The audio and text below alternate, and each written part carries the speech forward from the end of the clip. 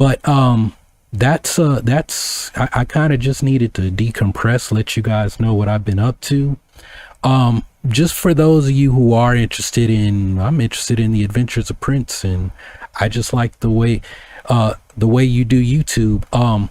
If you haven't seen my martial arts stuff, I'm not asking you guys to subscribe. If you don't like martial arts stuff, don't go, because it ends up hurting my numbers. You know, if I look up and there's like 20,000 subscribers tomorrow, hey, that would be awesome as far as vanity numbers. It make my ego feel good, right? But if it's like 20,000 people who came over from Star Wars just to, yeah, I'm gonna help you out, Prince, like that's not helping me out. I'd rather just put in the work and take the time to grow the channel, you know, with people who are actually interested in the videos and stuff that I'm putting out over there. But some people have made the journey over there, and they're like, yo man, these videos are better edited, and the quality of the content is better than your Star Wars stuff. So you know, that's what I love, right?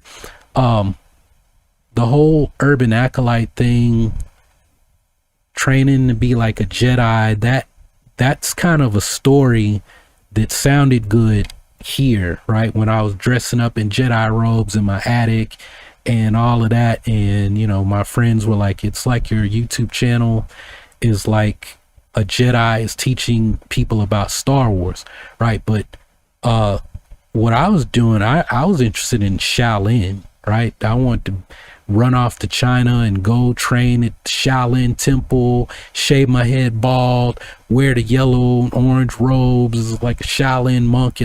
And so Golden Bell, well, my name is Prince Bell, golden, kind of prince-like, princely, right? And then with the kettlebell training, you guys remember back every now and then I'd shoot a video from my garage, and I had all the kettlebells.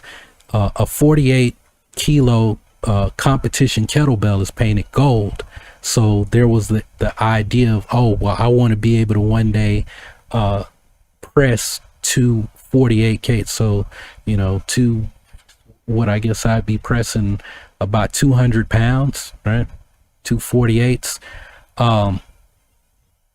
So you know, I was like, man, I'd be doing something. I can press, you know, 248 kgs, 2 golden bells. So that was my goal back when I was big into kettlebells, is I wanted to be able to press 2 golden bells, right? And then there's the Shaolin skill. There's the golden bell skill, golden body skill. It's when you know, I think Adam Meisner in a video was talking about if you have iron shirt skill, and I got that on my mind because what is it, McDojo Life was making fun of him. That's a video coming up, is you know, I'm gonna do the problems with McDojo Life. Who's actually a dude, I actually love his channel, so it's not gonna be like when I went off on that totally pointless dork who just, you know, has a comedy channel where he makes fun of fake martial arts. And I'm like, you know, sometimes you guys have these fake martial arts channels, but occasionally you talk about somebody who's like legit, but you don't understand what they're talking about, or maybe they are kind of clownish, because there's always, in martial arts, there's always that weird guy that everybody laughs at, but then, you know, you test him and it's like you don't want to F around and find out that he's legit. And I'm no fan of Adam Meisner, but I do have to give him his props. Meisner is legit. I've never touched hands with him. I know people who have touched hands with him. They're better than me. And so I don't need to swallow my ego. There's no shame in me saying right now, Adam Meisner is better than me. I have two people. One of my friends at the Tai Chi club I helped start in Nashville, he trained with Meisner and he quit everything. He like cussed me out on Facebook. He was like, you'd never be able to touch Meisner.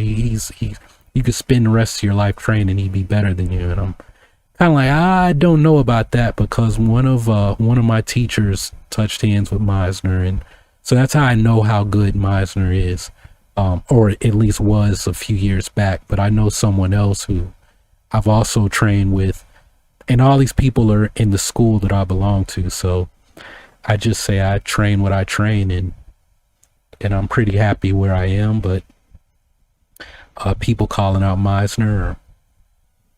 There's also McDojo Life called out a guy in Nashville who I trained with when I first came back to Nashville from California, runs a school. They're actually celebrating their 15-year anniversary I think this weekend or next weekend. And that guy's been in a lot of fake martial arts viral videos, and I'm like, well, what he was doing in that video, yeah, that's kind of suspect, but that's a dude you don't want to F around and find out, because he's a big dude. He looks kind of clownish, but he's big, he's fast, and he hits hard. And I know, because like I said, I used to train at his school, and I've been hit by him. That was one of the reasons I stopped training there. I'm like, yo man, I'm paying to get my ass kicked here. Why am I doing that, right? So like I said, in the martial arts world, there's always some weird guy who talks funny, who does weird stuff. You don't really understand it, and you don't want to F around and find out that what they're doing is legit,